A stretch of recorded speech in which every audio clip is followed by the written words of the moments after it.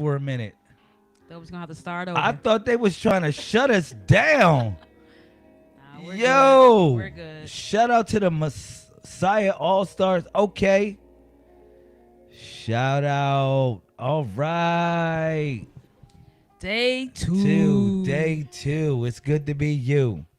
All right. That's what I said. If y'all didn't hear me, I said Gotta repeat. day two is, hold up, let's put up the water. Wherever you at, put up your water. Day two, hold up. Day two is dedicated to you.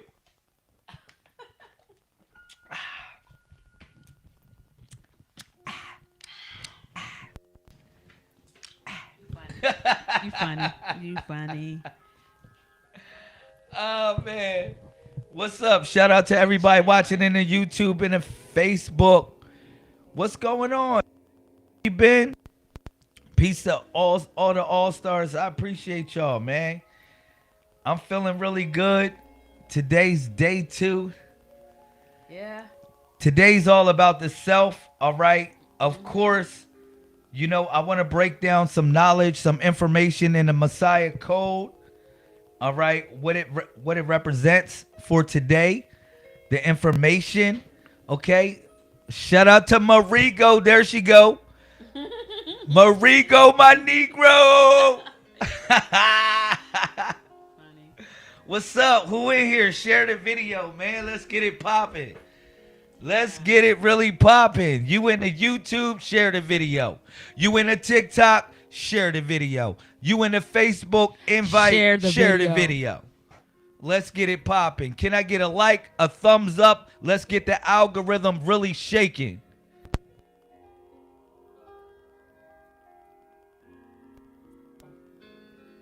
You know, we're starting season 8 here of the 90-day water fast and cleansing. And I want to formally introduce myself for the people that are just coming in new to the cleanse, all right, or new to the information. I am Solar Prime Supreme 131, Lazarus Lamel of the Messiah Code movement, all right? We are also known as the Dualu tribe.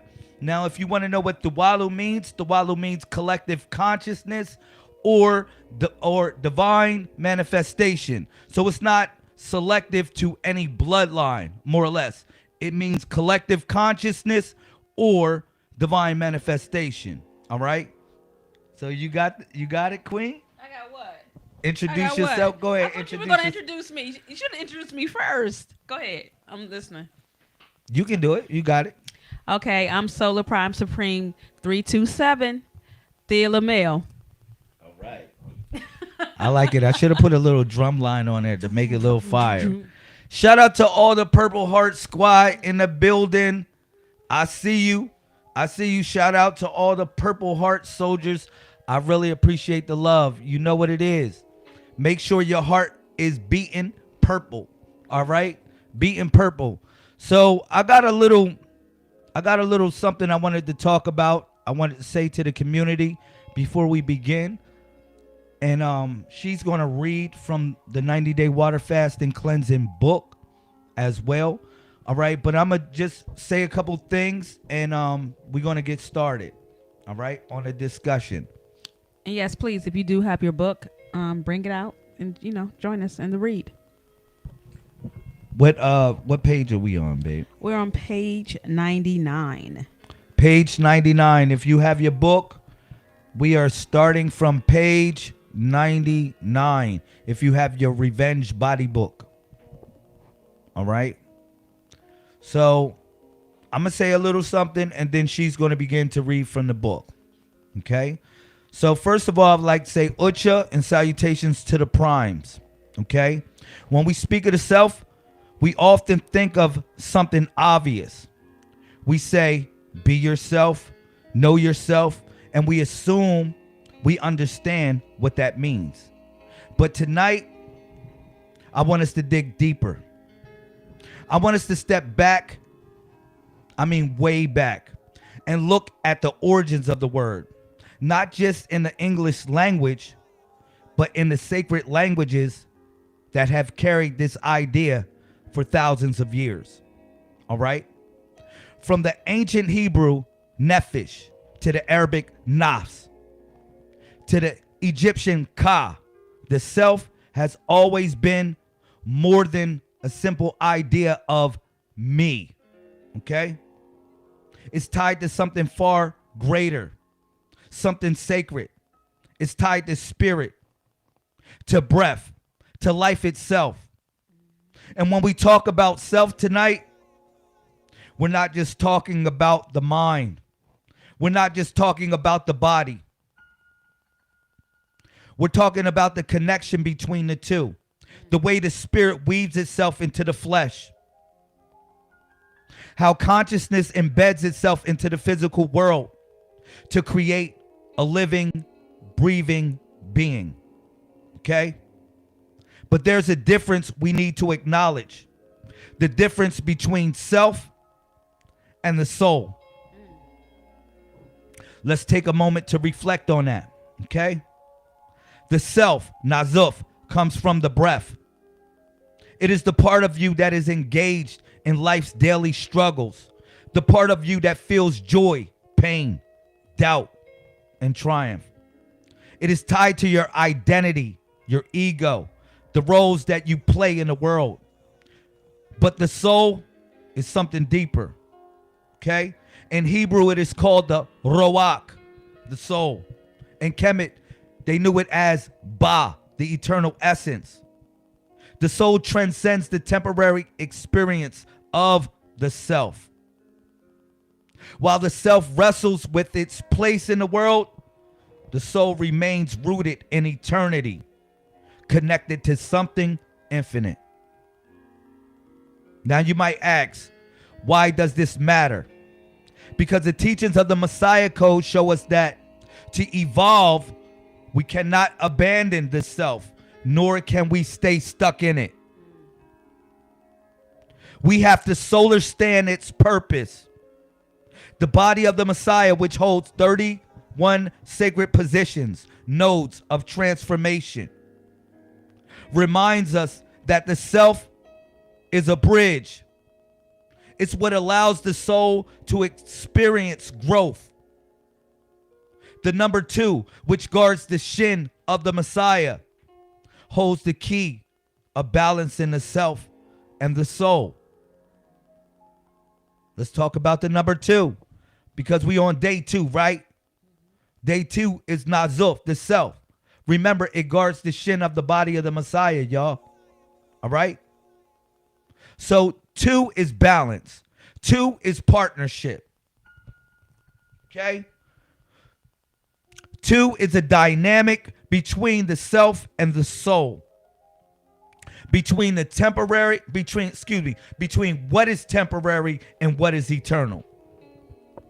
When you think of the shin, the central structure of the leg, the part of the body that moves us forward, is supported by 2 bones, the tibia and the fibula.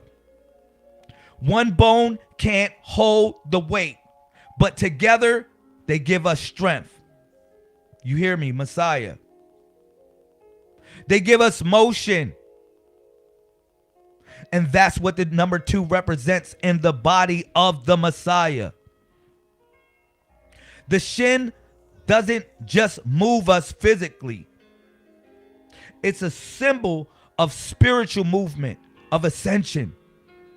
The number 2 reminds us that true progress comes when we honor both parts of ourselves. You hear me?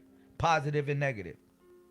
The part that's grounded in the material world and the part that's reaching for something higher. Without balance, we either become trapped by the ego or we float away disconnected from reality. Think about this. In the ancient teachings, the shin was more than just a body part. It was a symbol of destiny. The 2 bones correspond with the 2 forces that shape every step we take: action and reflection, will and wisdom, self and soul.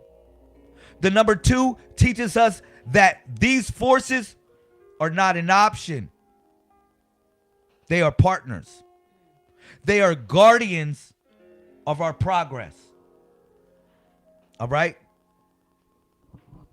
But here's what's more powerful. I want y'all to hear me. In many traditions, 2 is sacred because it represents the breath of life. In the Hebrew, the word nephesh, often translated as soul, is tied to the act of breathing. It's the divine breath. The breath is what animates the body, what brings the self to life. And in the Messiah code, the breath is more than just a physical function. It is a spiritual technology. Every breath you take is a chance to realign, to reconnect with your higher purpose. The right shin is guarded by the number 2. It is a reminder that we are not just walking through life aimlessly. Every step, every breath, every moment literally carries a meaning. In ancient Kemet, they knew this. They taught that the soul's journey didn't end with death. It continued through transformation. All right? And that transformation was only possible because of the dual nature of existence. You see, they understood, or solar stood what we sometimes forget.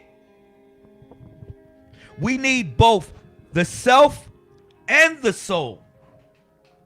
The self guards us, teaches us, humbles us. The soul elevates us, inspires us, and connects us to the divine. Oh, shit.